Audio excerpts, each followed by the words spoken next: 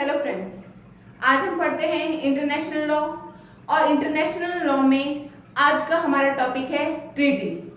Treaty क्या है हम ये देखेंगे।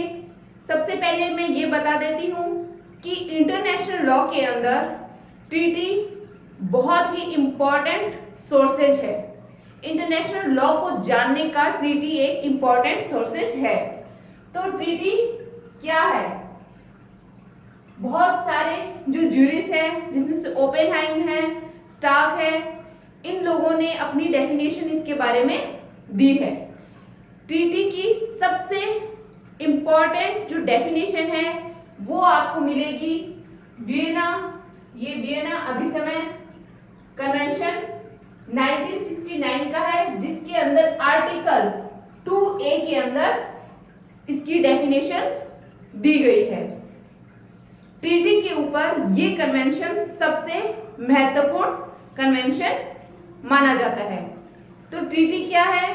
ट्रीटी एक तरीके का एक एग्रीमेंट है। लाइक दैट आप एक तरीके से कॉन्ट्रैक्ट से समझ सकते हैं।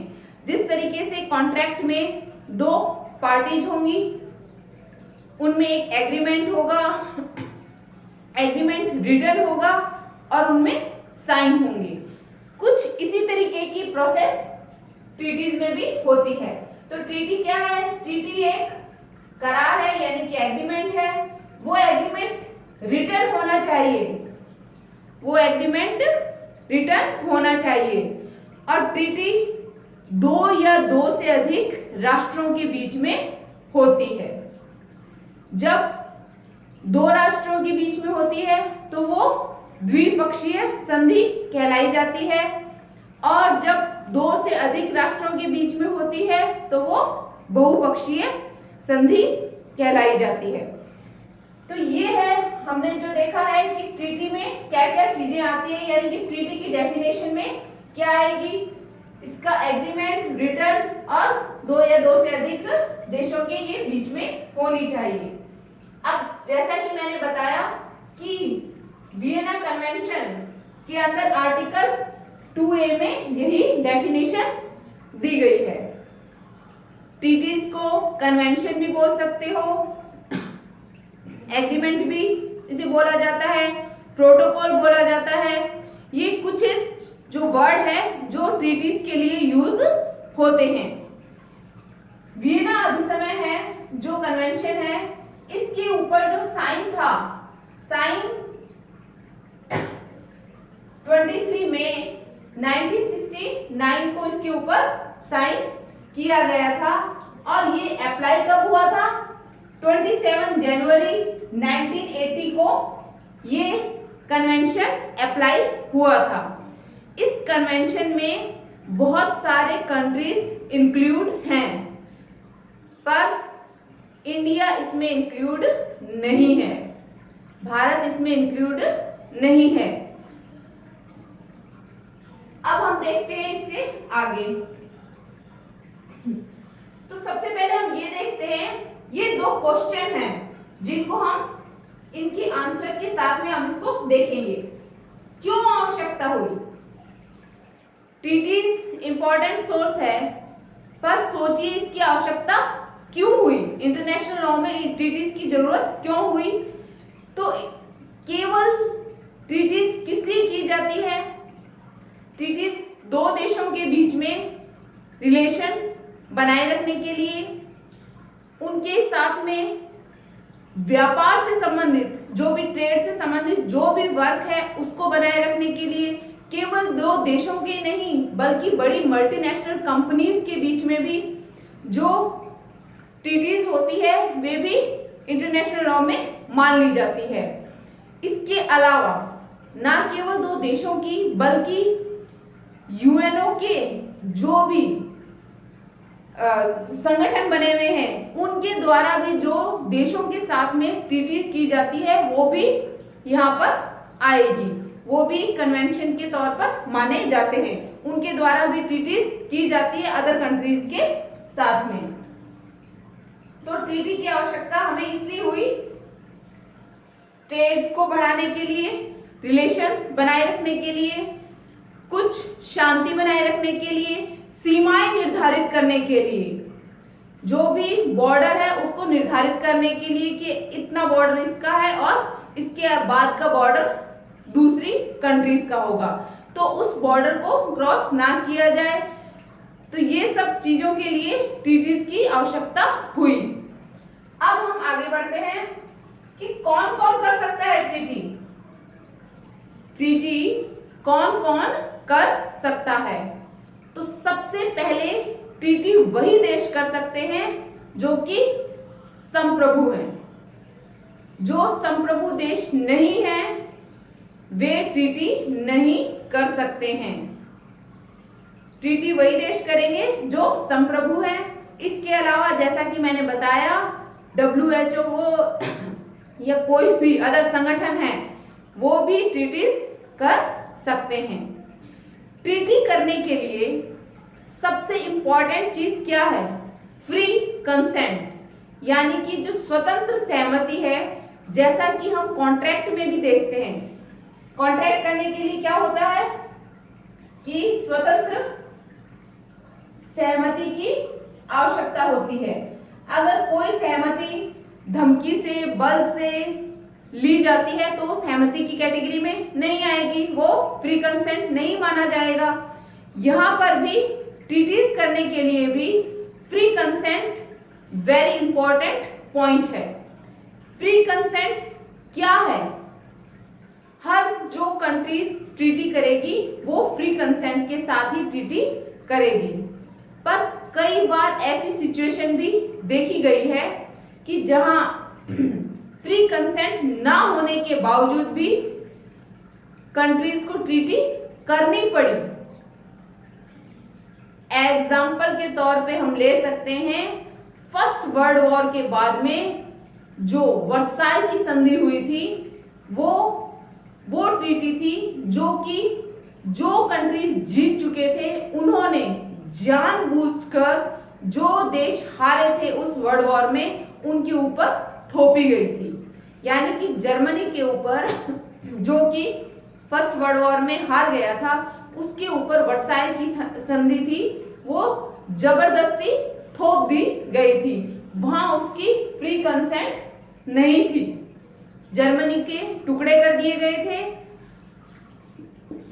तो फ्री कंसेंट इसलिए जरूरी है। इसके अलावा फ्री कंसेंट के लिए एक और एग्रीमेंट भी आया है। सबसे पहले हमने कौन सा देखा था कि वर्साई की संधि थी जो कि फ्री कंसेंट का अपवाद थी, जो कि जबरदस्ती थोपी गई थी। इसको बदलने के लिए एक और संधि आई, आप उसे एग्रीमेंट बोल सकते हैं, और वो थी शिमला का एग्रीमेंट। तो मैं यहां लिख देती हूं, वर्साई की संधि थी जो कि फ्री कंसेंट का अपवाद थी जिसे कि थोप दिया गया था। दूसरा आप लिखोगे शिमला समझौता। तो शिमला समझौता फ्री कंसेंट को आगे लेके गया कि कहां-कहां फ्री कंसेंट जरूरी है, और कुछ ऐसे आर्टिकल बताए गए जहां बता दिया गया कि अगर फ्री कंसेंट के साथ में अगर कोई एग्रीमेंट नहीं किया जाता है, कोई ट्रीटी नहीं की जाती है, तो उस ट्रीटी को निरस्त या भंग, निलंबित किया जा सकता है। तो सबसे पहले अपने क्या देखेंगे, आर्टिकल 48 है। आर्टिकल 48 क्या कहता है कि अगर मान लीजिए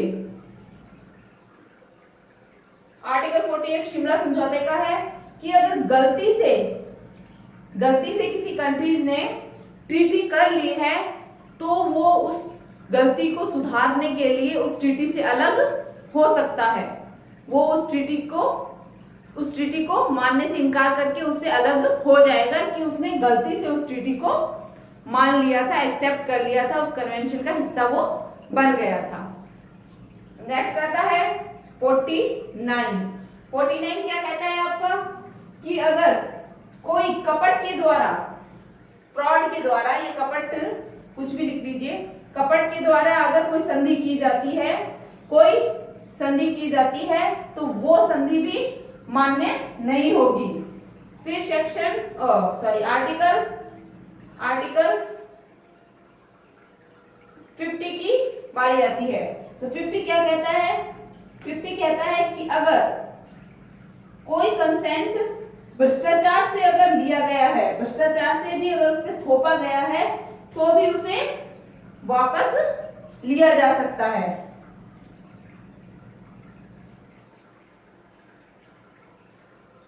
आर्टिकल 51 क्या कहता है? अगर कोई धमकी से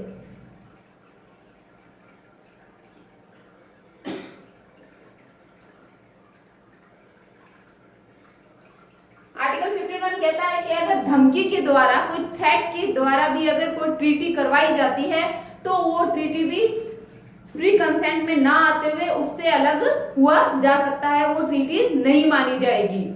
आर्टिकल 52 अगर कोई ट्रीटीज फोर्सफुली करवाई जाती है तो वो ट्रीटीज में भी नहीं आएगी। तो ये कुछ जो पॉइंट हैं ये वही हैं जो किसमें होते हैं, एक कॉन्ट्रैक्ट में वही होते हैं कि अगर कोई कपट के द्वारा किया है, धमकी या बल से, अगर गलती से, भूल से कोई कॉन्ट्रैक्ट हो गया है तो वो कॉन्ट्रैक्ट नहीं माना जाएगा। उसी तरीके से यहाँ पर भी इट्स द सेम सिचुएशन कि ट्रीटीज भी अगर गलती से हो जाती है तो उससे वो अलग हो सकता है, धमकी से हो रही है, बल प्रयोग के द्वारा हो रही है, या भ्रष्टाचार से करवाई गई है, या कपट के द्वारा की गई है। तो इन कंडीशंस में वो फ्री कंसेंट ना मानते हुए वो कंट्रीज वहां से हट जाएगा, उस ट्रीटी से अलग हो जाएगा। ये हमने देखे अभी ट्रीटीज के कुछ पॉइंट। अब हम आगे इसको कंटिन्यू करके ये देखते हैं कि ट्रीटीज करने के क्या क्या स्टेप हैं। जब कोई कंट्रीज ट्रीटी करेगा तो वो किस किस स्टेप्स को लेगा।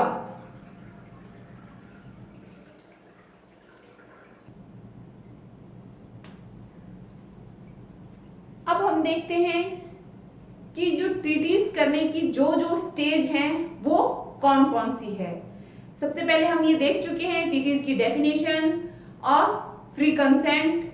फ्री कंसेंट के लिए क्या क्या होना चाहिए कि जब फ्री कंसेंट होती है तो उसमें साइन होंगे, डॉक्यूमेंट का एक्सचेंज होगा और उसमें सम्मिलित होना होगा। जो ट्रीटीज होगी उसमें सम्मिलित होना भी उसका एक स्टेप होता है।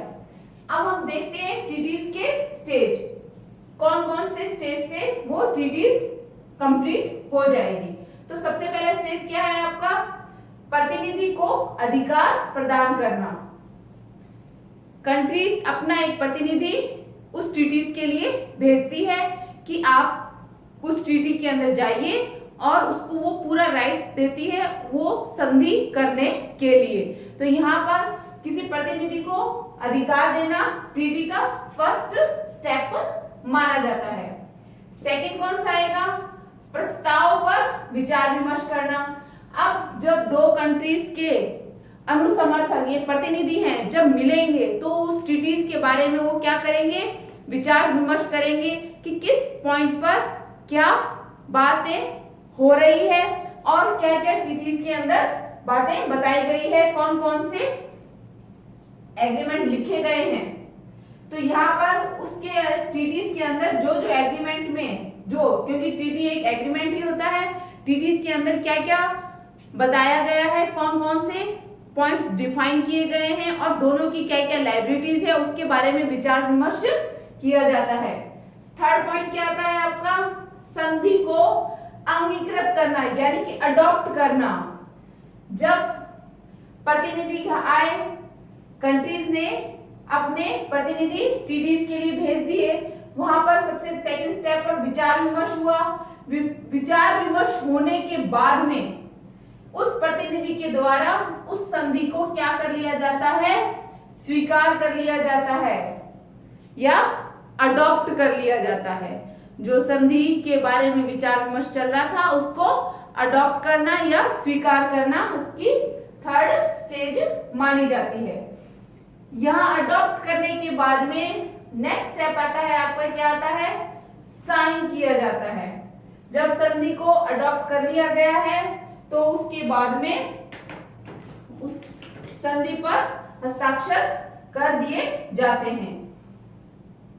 हस्ताक्षर यहाँ प्रतिनिधि के द्वारा ही फिलहाल किए जाते हैं, और क्योंकि प्रतिनिधि उस कंट्रीज का प्रतिनिधि नियुक्त है और उसे पूरा राइट है तो वो उस देश का ही समर्थन करेगा। हस्ताक्षर हो गए। अब आता है सबसे इंपॉर्टेंट पॉइंट, और वो क्या है, अनुसमर्थन करना। रेक्टिफिकेशन यहाँ सबसे ज्यादा इंपॉर्टेंट है। जब संधि की जाती है, जब ट्रीटी होगी, तो उसके लिए रेक्टिफिकेशन यानी कि अनुसमर्थन होना जरूरी है। जब तक उस ट्रीटीज को वो कंट्रीज अनुसमर्थन नहीं देते वो ट्रीटी अप्लाई नहीं होती है। अनुसमर्थन का अर्थ है कंट्रीज के द्वारा ये मान लेना कि हम इस संधि को मानने के लिए एग्री हो चुके हैं और अब हम इस संधि के अनुसार ही वर्क करेंगे, इस ट्रीटीज के अकॉर्डिंग ही वर्क होगा। तो यहाँ पर अनुसमर्थन देना सबसे इंपॉर्टेंट है। अनुसमर्थन देने के बाद ही वो ट्रीटीज अप्लाई मानी जाती है। हाँ, कुछ ट्रीटीज ऐसी भी होती है जो हस्ताक्षर करने के बाद भी लागू हो जाती है, परंतु बहुत सारी ट्रीटीज ऐसी ही मानी जाती है जहां पर जब दोनों कंट्रीज उसके बारे में अनुसमर्थन दे देते हैं तभी वह ट्रीटीज अप्लाई होती है। वियना अभिसमय में भी इसके बारे में अलग से डिफाइन किया हुआ है। नेक्स्ट पॉइंट पे आते हैं हम, सम्मिलित या सहशक्ति, यानी कि सहशक्ति का अर्थ भी यहाँ पे स्वीकार करने से ही है। जब किसी ट्रीटीज को स्वीकार कर लिया जाता है, उसे एक्सेप्ट कर लिया जाता है, तो वो ट्रीटीज की अगला स्टेप मान लिया जाता है। यहाँ अनुसमर्थन मिल चुका है और उसके बाद में उसे स्वीकार भी कर लिया गया है। जो कंट्रीज इस ट्रीटीज के ऊपर साइन करते हैं उनके ऊपर ये ट्रीटी अप्लाई होती है। इसके अलावा अगर कोई अदर कंट्रीज भी उसमें सम्मिलित होना चाहता है तो वो उसकी जो पॉइंट्स हैं, जो यहाँ पर हमने प्रस्ताव में जो विचार विमर्श में जो पॉइंट्स थे, जो उस ट्रीटीज के पॉइंट्स थे, उनको एक्सेप्ट करके उस पे अगर साइन कर देता है तो वो कंट्रीज भी उस ट्रीटीज के अंदर शामिल मान लिया जाएगा। तो यहाँ किसी अदर कंट्रीज के द्वारा उस ट्रीटी की सारी जो भी कंडीशंस है उसको एक्सेप्ट करते हुए वह दूसरा कंट्रीज भी उस पे साइन करके उसमें सम्मिलित हो सकता है। नेक्स्ट स्टेप आता है आपका संधि का लागू होना। सब चीजें हो गई है, अनुसमर्थन मिल गया है, साइन वाइन सब हो चुके हैं। अब वो संधि जो ट्रीटी है वो उन कंट्रीज पर लागू हो जाएगी। लागू होने के लिए मैंने आपको बताया था कि लागू कुछ ट्रीटीज ऐसी होती है जो साइन करने के बाद तुरंत लागू हो जाती है, पर कुछ ट्रीटीज ऐसी भी होती है जो अनुसमर्थन के बाद ही अप्लाई होती है। तो बहुत सी ट्रीटीज आपकी अनुसमर्थन के बाद ही अप्लाई होगी। तो यहाँ पर और ट्रीटीज उन्हीं कंट्रीज पर अप्लाई होगी जो उसमें शामिल हैं या जिन्होंने वो ट्रीटी की है। जिन कंट्रीज ने उस ट्रीटी पे कोई साइन नहीं किए हैं, वो जो उसमें सम्मिलित नहीं है, उन पर वह ट्रीटी अप्लाई भी नहीं होती है। तो यहाँ पर ट्रीटी उन्हीं देशों पे लागू होगी जो उसमें सम्मिलित होते हैं, जो उसका अनुसमर्थन करते हैं। नेक्स्ट आपका क्वेश्चन पॉइंट आता है पंजीयन या प्रकाशन करना। ये भी बहुत ही इंपॉर्टेंट है। किसी भी ट्रीटीज का पंजीयन करवाना यानी कि उसका रजिस्ट्रेशन और पब्लिकेशन दोनों ही इंपॉर्टेंट है। अगर वो नहीं करवाए जाते हैं तो यूएनओ की नजर में वो ट्रीटीज कोई वैल्यू नहीं रखती है और उसका समर्थन करवाना, उसका पंजीयन करवाना इसलिए जरूरी होता है ताकि उनको पता चले कि कौन कौन से कंट्रीज किस किस टॉपिक पर या किस किस इश्यू पे उन्होंने ट्रीटीज की है। कहीं किसी देश ने कोई गुप्त रूप से तो कोई ट्रीटीज नहीं कर ली, और जहां गुप्त रूप से ट्रीटीज की जाती है वो क्या होती है, किसी अदर कंट्रीज के बारे में हार्मफुल ही होती है। इसलिए वहां पर हर जो ट्रीटी होगी, प्रत्येक ट्रीटी का क्या होना चाहिए, पंजीयन और प्रकाशन होना जरूरी है। तो ये किसमें कहा गया है, ये यूएनओ का चार्टर में कि आर्टिकल 102 में बताया गया है। 102 में ये बताया गया है कि हर ट्रीटीज का पंजीयन और प्रकाशन होना जरूरी है, और अगर नहीं होता है तो मैंने जैसे बताया यूएनओ की नजर में उस ट्रीटीज की कोई वैल्यू नहीं है। ट्रीटीज के बारे में जो सबसे बड़ा आपका ये जो सिद्धांत है, ये बेस है, वो क्या है, पैक्टा सेंट सर्वेंडा। ये है हर जो आपकी ट्रीटीज है उसका एक बेस माना जाता है। और ये क्या है, पैक्टा सेंट सर्वेंडा क्या है, ये बताता है कि प्रत्येक ट्रीटी एक बाध्यकारी वैल्यू रखती है। उसका जो वैल्यू है वो क्या है, अबाध्यकारी होगी, यानी कि जो देश उस ट्रीटीज को करेंगे वो उनके ऊपर फोर्सफुली अप्लाई होती है और उसको मानना जरूरी है। जो ट्रीटीज हुई है उन ट्रीटीज को उन देशों के द्वारा जिन्होंने इसको किया है वो उस ट्रीटीज को मानेंगे और वो उन देशों के ऊपर अबाध्यकारी फोर्सफुली अप्लाई होगी। ये है इसका बेस। ट्रीटीज के अंदर अगर कोई अमेंडमेंट होता है तो अमेंडमेंट भी किया जा सकता है। तो अमेंडमेंट कैसे किया जाएगा, अमेंडमेंट उस जो देशों के बीच में, जिनके बीच में वो ट्रीटीज हुई है, उनको सूचना देकर उसको अमेंड भी किया जा सकता है कि हाँ इसके अंदर हम अब ये कुछ अमेंडमेंट कर देते हैं। इसके अलावा इसका ट्रीटीज का अमेंडमेंट भी होता है। ट्रीटीज है उसको टर्मिनेट भी किया जा सकता है, उसको टर्मिनेट भी किया जा सकता है। ट्रीटीज का इंटरप्रिटेशन उस तरीके से किया जाएगा जिससे इसकी जो सिंपल लैंग्वेज, जो इंटरप्रिटेशन ऑफ स्टेटस है, उसी तरीके से यहां पर भी ट्रीटीज का जो इंटरप्रिटेशन है वो इस तरीके से किया जाएगा कि जो जो ट्रीटीज के अंदर एग्रीमेंट में लिखा गया है वो एज इट इज अप्लाई हो जाए, और जिस बेस को ध्यान में रखते हुए वो ट्रीटीज की गई है, यानी जिन जिन सुविधाओं को या जिन जिन वैल्यूज को ध्यान में रखते हुए वो ट्रीटीज की गई है वो value as it is apply हो जाए।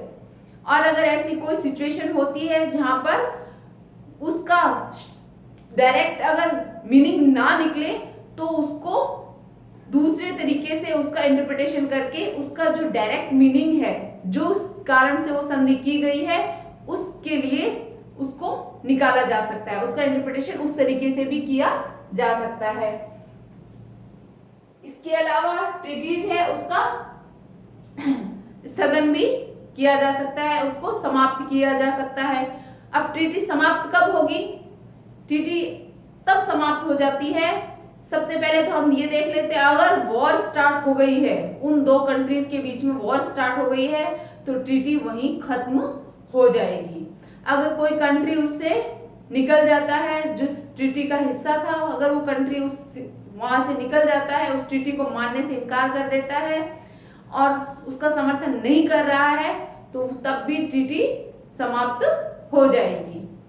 तो आज का हमारा ट्रीटी का टॉपिक यहीं खत्म होता है। मिलते हैं नेक्स्ट टॉपिक में।